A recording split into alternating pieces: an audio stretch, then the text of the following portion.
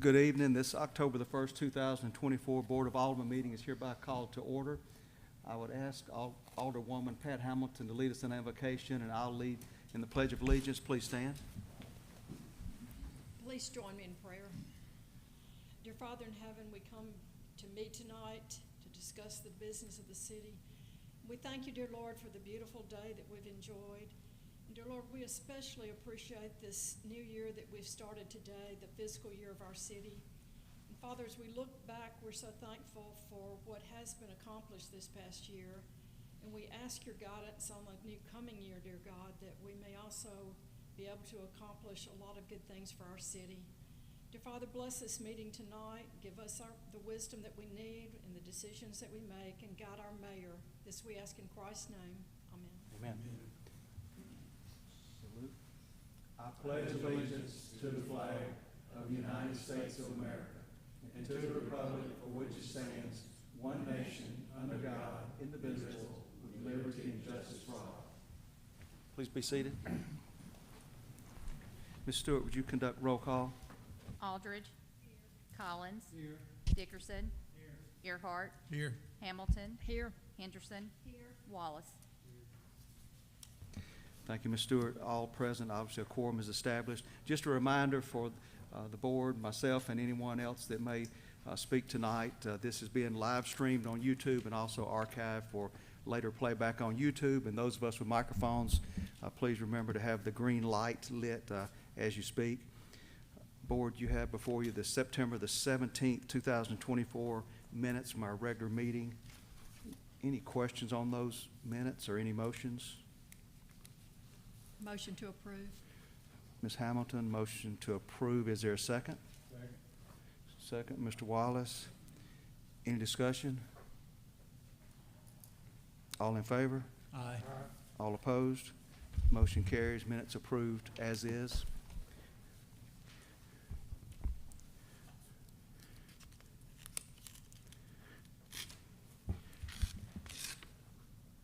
Chief and Lieutenant Allison, are you up here to accept the awards tonight? Chief Eason? No problem. That's okay. We'll hold up then. Thank you, Chief. Mayor's updates, we'll cover some of these, board. Obviously, this is several pages, and we'll not go through all of them, but had a successful touch a truck with the city at the city park last Saturday. Several of y'all mentioned that as well, but great turnout, great help from police department, fire department, sheriff's department, hospital wing, communications team, parks and recs team, a lot of involvement. Public Works had different equipment and line locate as well.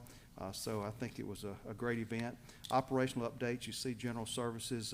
I'm still mesmerized from time to time. Just for the month of September, 185 permits issued, 185 building permits, whether that's an addition, expansion, or whatever it may be. That's very positive. A lot of cities don't have that many permits in 6 months. Public Works, once again, touch a truck covered. Construction of the new Public Works facility will commence later this month, and Chief Operating Officer Andra will have updates for that, and may have given you a timeline already for that. If not, he will to show the progress. Streets and sanitation, you see the repairs, whether it be inlet drains, potholes, etc. Just a very busy crew. Water and sewer, water leaks addressed, etc. Lift station maintenance. Gas department, 1,387 locates to make sure other lines are not cut as different projects take place, construction projects. Engineering, you see the things going on there with mapping underway and plans to add wastewater and water throughout different areas. Airport, some information on the airport. A little bit down due to Tropical Storm Francine and Hurricane Helene, which I guess downgraded, but still definitely had an impact across the United States and other areas. IT department, you see the things going on there. Planning, code enforcement, GIS, just very busy. This can, for your reading at a later date, from the parks as well. And fleet services also, but 146 different services took place with fleet services on equipment and things that all done in-house, which obviously saves the city money. The police department and the fire department's events are Also included the last 3 or 4 pages. You see the number of EMS dispatches, 443 in 1 month, very substantial. Fire department dispatches, 377, and broken out for what type of calls, as well as public safety events that have taken place last month. Any questions on those items? Thank you to the department leadership and the employees for making these things happen.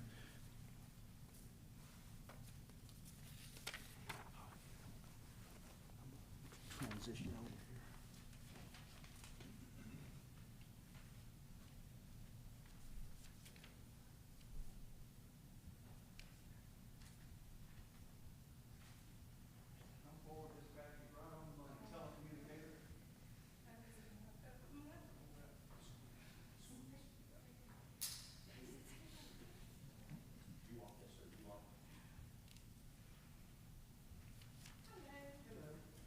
Good evening. It's been a little while. Good to see you. All good? Come on. Hi there. Good to see y'all. Miss Toya, how you doing? Good, doing well. Well, we had a couple of nominations for the Mayor's Award this past month, and one really stood out.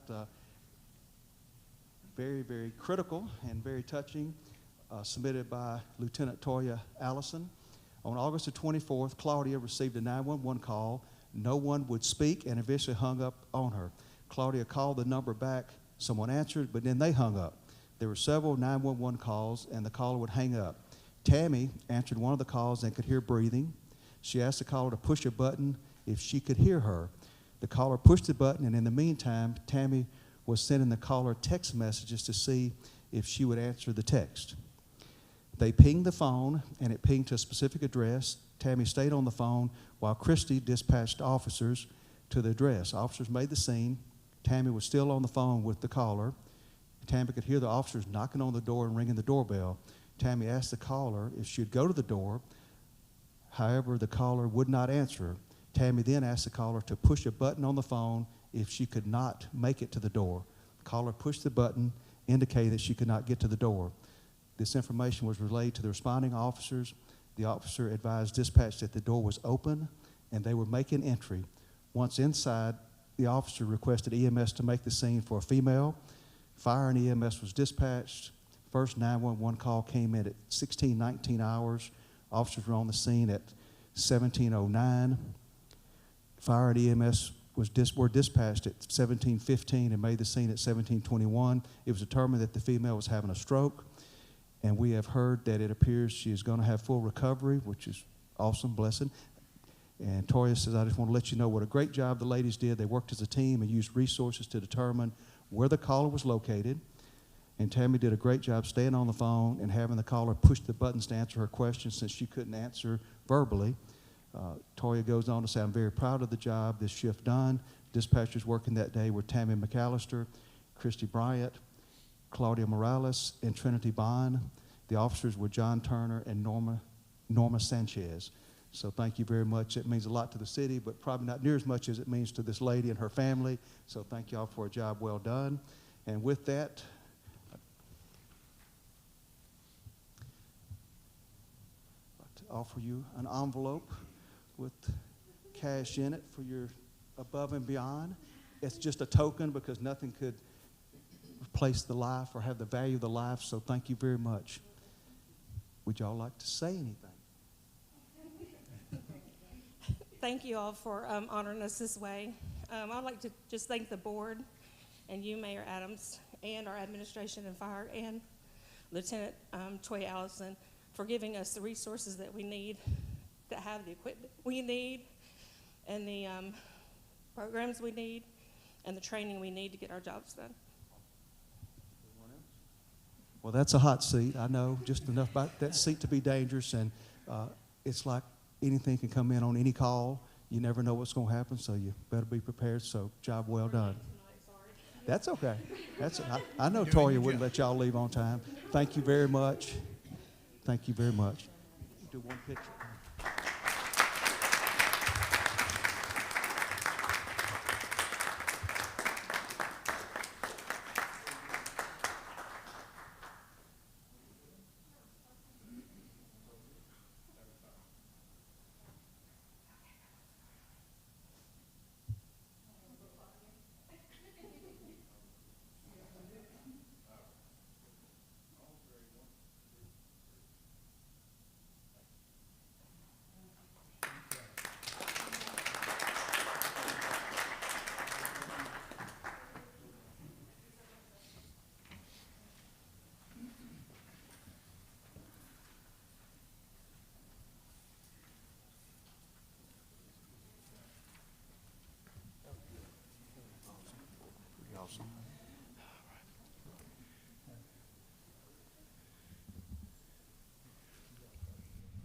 Following the agenda, we're on the consent agenda now. Any questions about items on the consent agenda, items 1 through 23? Mayor, Board, you have in the brown folders that were distributed, you had an update of the agenda, the one that's revised, and there was an item that was removed from the consent agenda as it was printed on Friday. And so that was I believe it was formerly 21, is that right, Mr. Swims? It's formerly 21, and that was the contract extension with HDR.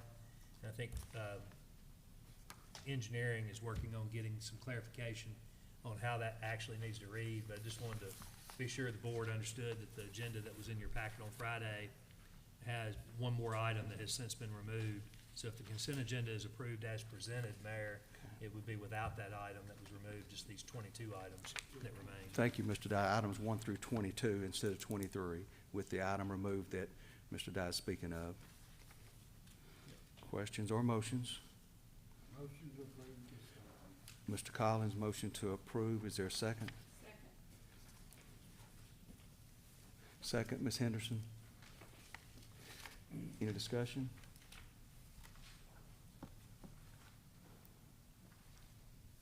All in favor? Aye. All opposed? Motion carries. Planning Commission, new business. Mr. Gambone? Mayor, Alderman Wallace is going to recuse himself. Okay. Mr. Wallace is going to recuse himself for this particular item. One moment.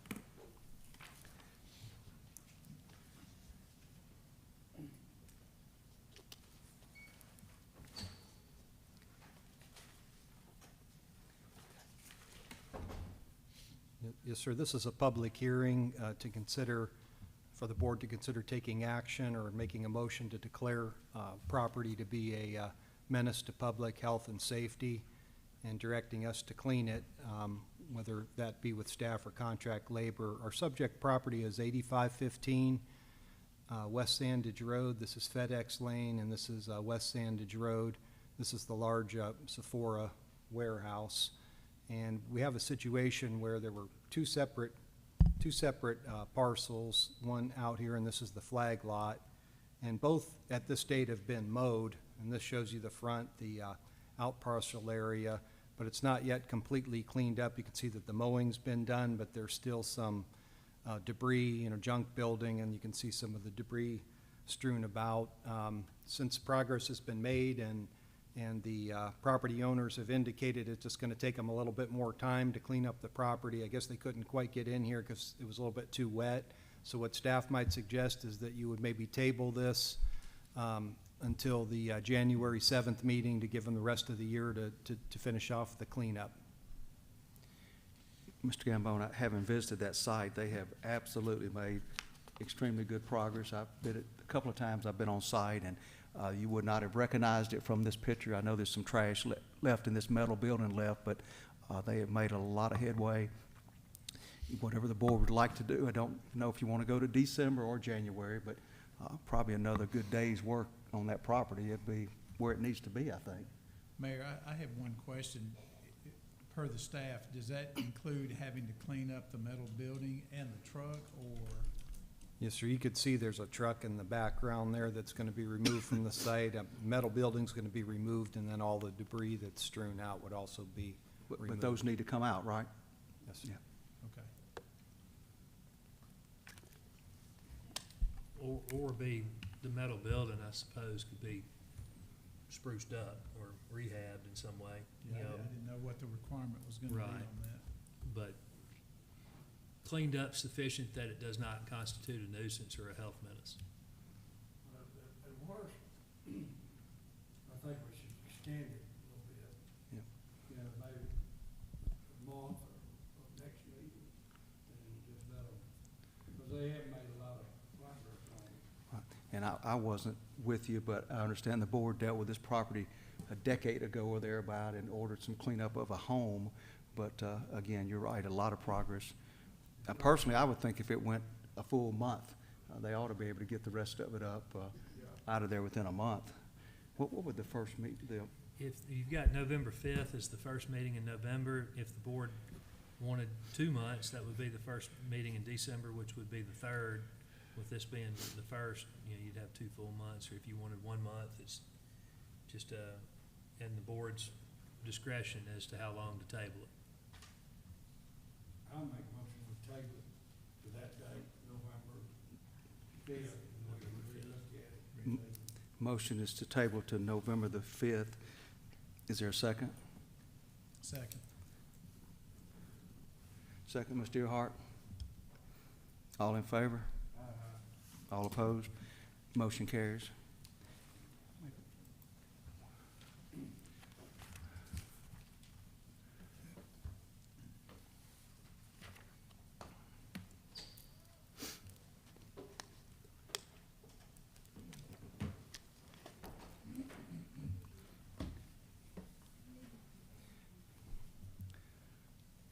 The new business item is consideration by the board of a resolution authorizing and directing the, Old business, Mayor. oh, we skipped that, didn't we? Let's go to old business. Consideration of bids open September the 23rd, 2024 for the Olive Branch Animal Shelter. You have those bids.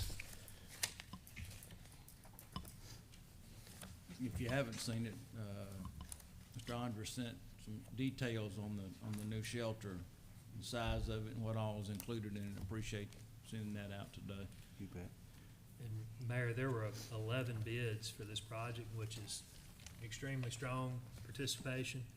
And the recommendation is to award to Barnes and Brower as the lowest and best, and they were in fact low. But the recommendation is to award to the low bid as the lowest and best bidder, Barnes and Brower. Lowest and best bid. Any questions about that recommendation or any motions? I'll make a motion to approve it as presented. Motion by Mr. Dickerson to approve that low and best bid. Is there a second? Second, Mr. Wallace. Any discussion? All in favor? All opposed? Motion carries.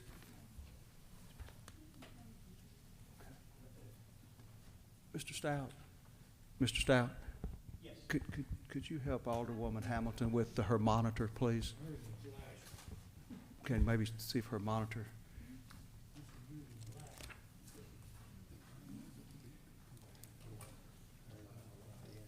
Technical difficulties.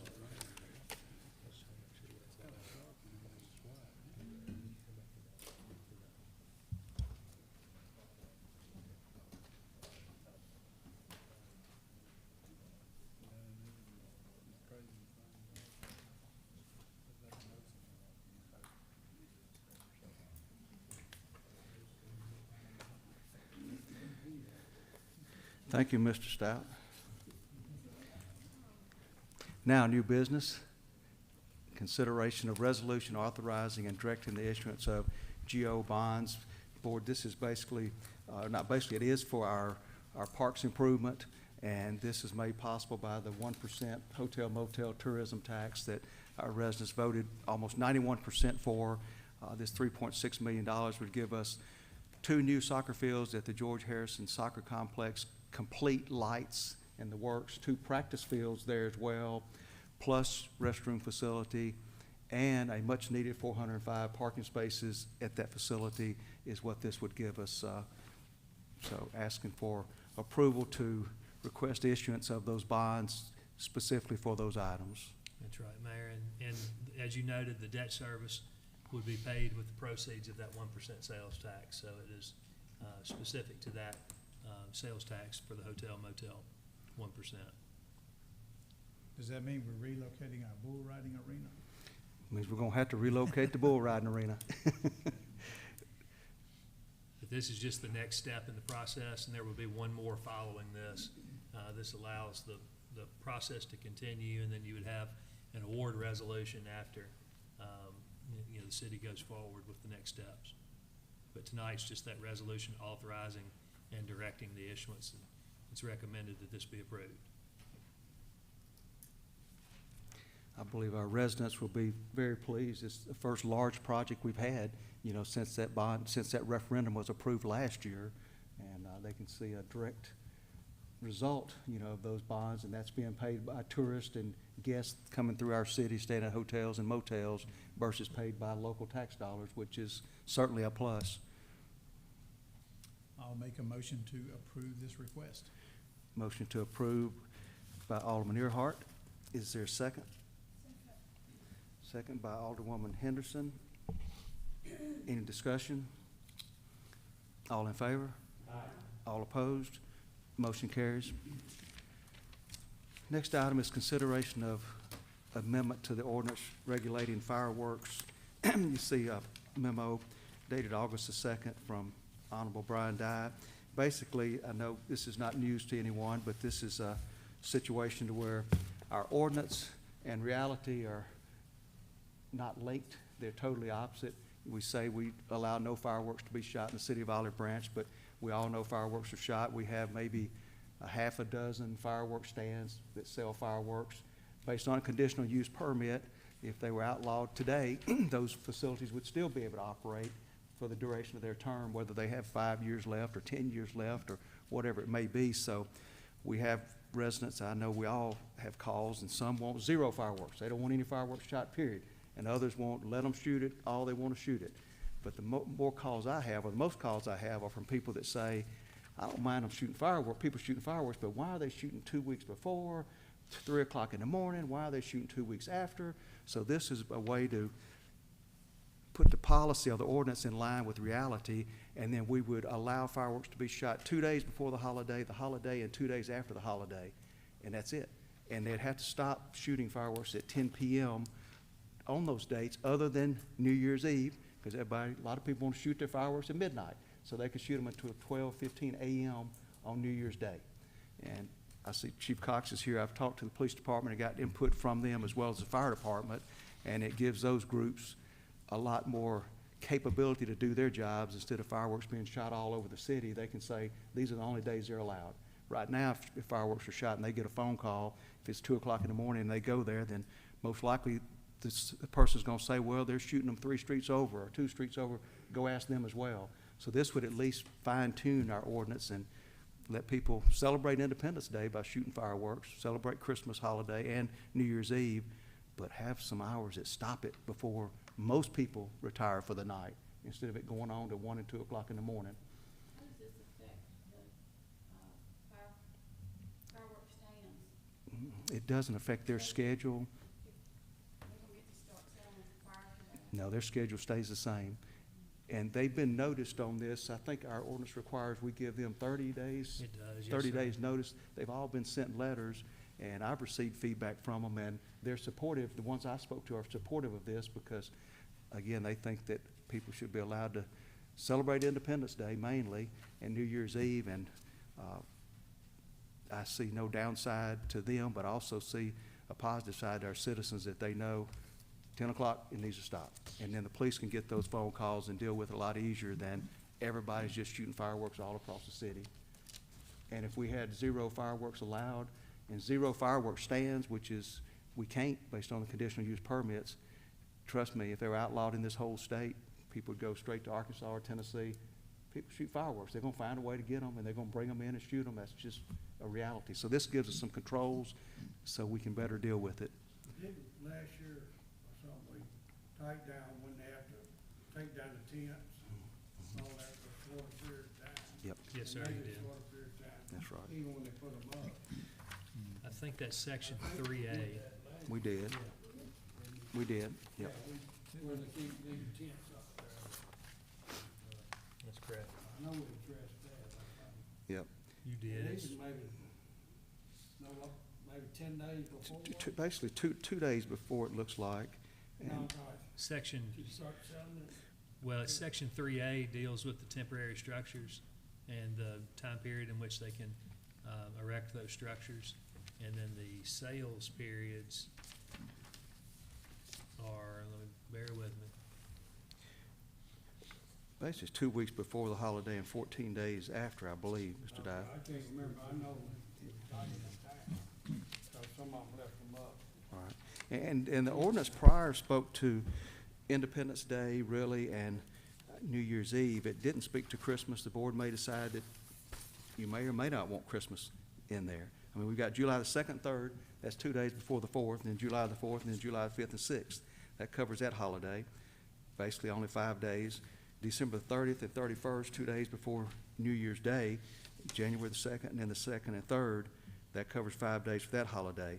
Now, whether or not you want to leave Christmas in, the 23rd through the 27th, that's optional. It really hadn't necessarily been a part of the sales period prior, based on that 3A.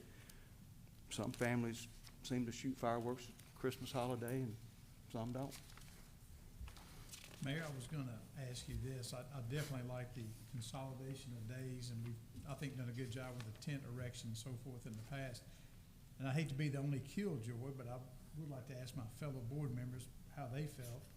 If you can't shoot fireworks in 4 days, what about cutting that last day off? I mean, you shoot it during the holiday, you get 1 day after, and then I'd like to see it go to 4 days, but I may be the only one that feels that way. Either way works, I think, just some controls. So they shoot two days prior to the actual holiday. They get to shoot on the actual holiday and 1 day post or after the holiday, rather than 2 days. So if you're looking down at the last one, they get January 1st, which is New Year's Day, January 2nd, which is typically a holiday, in many cases a floating day. But if you take, I agree with you. I don't mind doing that. We do allow them to sell it that day after, you know, that's when they. yeah, 1 day after, but not two days. Are they still selling 2 days after? No, one You can day. sell through July 5th and January 2nd. That's what I thought. So that would coincide more with the selling. Mhm. Um, Makes sense, 2 days before the holiday, and then 1 day after, that's 4 days, so that's a total You of can shoot your 12 fireworks days a right then. year is all, we'd allow 12 days a year for fireworks to be shot. So if they buy them on the third, what is that? If they buy it the day after the holiday, which we allow the selling, they can buy and shoot the same day, the day after the holiday, but not the second day after the holiday. Yeah, usually they try to get rid of all of them and sell them half price or whatever. I'm fine. Does the board like that suggestion? 2 days before the holiday and 1 day after? And so just for clarification, if I'm looking at section 6, which you have behind the memo that was in your packet, and if you look at those date ranges there, Alderman Earhart, your proposal would be to eliminate July 6th, December 27th, and January 3rd. That is correct. Okay. Eliminate July, what? July, the last one on each one of those brackets. So Alderman Earhart's proposing that it'd be a 4-day window to shoot fireworks, eliminating that last date of July 6th, December 27th, and January 3rd would be eliminated from the list if that were to receive a motion second and affirmative vote. That'd give 12 days a year.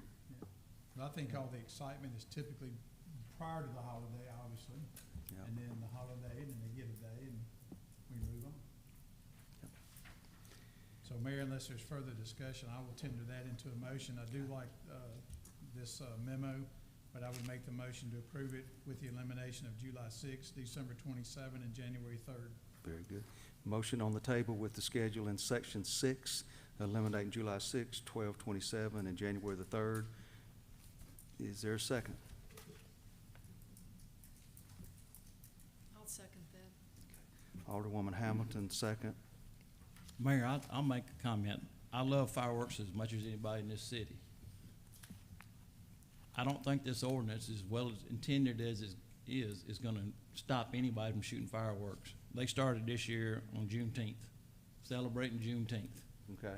That started in the third week of June, and it went on and on and on and on. There are people that don't shoot fireworks in this city because it's illegal. If we make these days legal, these people are probably gonna start shooting fireworks, because it's now legal. But that's not gonna stop anybody that's already illegally shooting. This is not gonna make any difference to them. They're gonna shoot them when they want to. The police are overwhelmed. Looking in my neighborhood, I get a free fireworks show several nights during this period, and they are scattered. There's no way anybody can answer those calls with that many people shooting fireworks. So Gotcha. I cannot in good conscience say I'm allowing anybody to shoot fireworks in the city of Olive Branch. And I know this is well-intentioned, but I just feel like it's not the right thing to do to allow the fireworks to be shot, so I'm not gonna be in support of it. Gotcha. Okay. Of course, we have, I don't disagree with you, we have brought that up in the past, but we've never eliminated it. And the challenge is, I think, and I don't disagree with you, if I had it my way, I'd eliminate all of it, but I think that this issue, so we can help at least give our police department time to respond and find, but I think when it's open-ended, that's really what happens. There's no way the police could respond to everybody shooting fireworks. If you have a cutoff at a certain time or a certain day, I think some citizens are gonna do just what you said, Mr. Dickerson. They're gonna follow the ordinance, whether it's not shoot them or stop at a certain time, and then that would allow the boots on the ground, so to speak, the police officers to go to the ones that are shooting them. Again, when does the fireworks stand open, what day? It's in section 3. two weeks prior to the holiday. Right. We can open up 2 weeks prior to the holiday. So you've got June 15th through July 5th. They open, so we allow that, so they can't. Well, we don't want them We have a shooting. terrible ordinance anyway, we've discussed that for years, if you Yeah. can sell it, you can sell it but not shoot it, makes no sense. No, at least this limit gives the police some kind of enforcement possibilities. Yep. I mean, I don't, right now, it's just, nobody's enforcing anything, I don't think. I don't think anything's been enforced in Yeah, a I mean, decade. I'm like Dale, I mean, that's a great argument, but, I'm trying to give the police something until we either outlaw it or don't outlaw it, at least it gives them some kind of, where we narrow it down on who's shooting. But, Well, this is better than we've ever had, at least it narrows it down, I think we've got a 30-day notice to our vendors before we were to change it and eliminate it anyway. and right now, if we eliminate it, they're gonna go to the outside the city limit and sell them and come back in and shoot them. But again, if we Cause the county, it's legal. If we eliminate them, based on the conditional use Then permit it's that gonna they go right have, outside the they city still can limits. sell them. Even if we say no fireworks shot, based on their conditional use permit, some may have another 10 years on their stand that we cannot take away legally, because at some point in time, the city's told them you have 20 years or 15 years to sell them, so that'll remain in place no matter what we do. Yeah, well, and if we do get rid of them, again, the county, till the county outlaws them, they could go to the edge of the city. I agree with you, it's a good, I'm not, at least it narrows it down and gives the police or someone, And these are some of the things we talked about Enforcement. maybe a year ago, Yeah. when we talked about this, at least trying to put some controls in place. just gives you some kind of enforcement. I think Horn Lake adopted something similar to this about a year ago, if I'm not mistaken. Mhm. And I watched, something on the news where Los Angeles County, City of Los Angeles fireworks have been illegal for many years. And then on the night of Independence Day celebration, look, it was fireworks everywhere. And the police's response was they can't stop people from doing this too many. Yep. But they can help if you have certain days.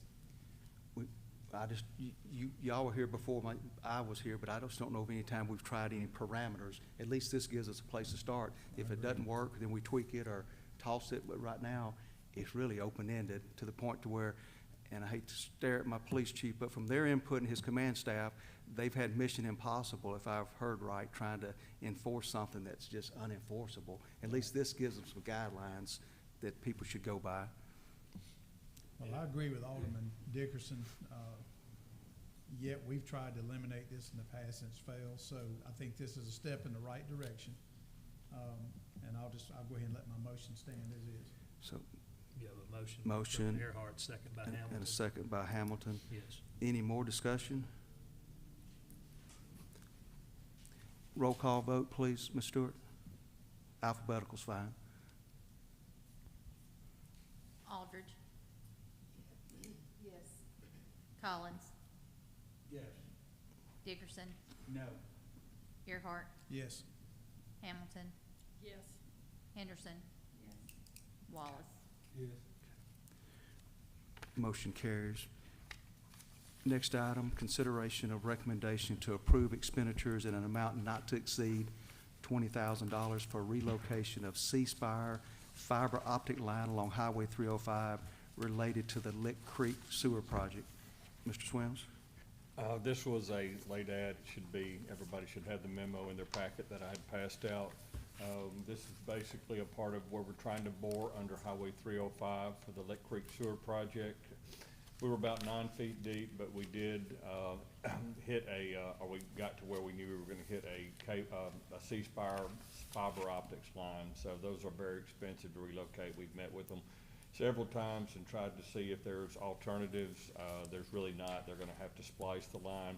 So we have got a cost estimate of $17,514.68, but we're recommending that we approve, that there be approved a purchase order in the amount of $20,000 in case there's any unforeseen costs.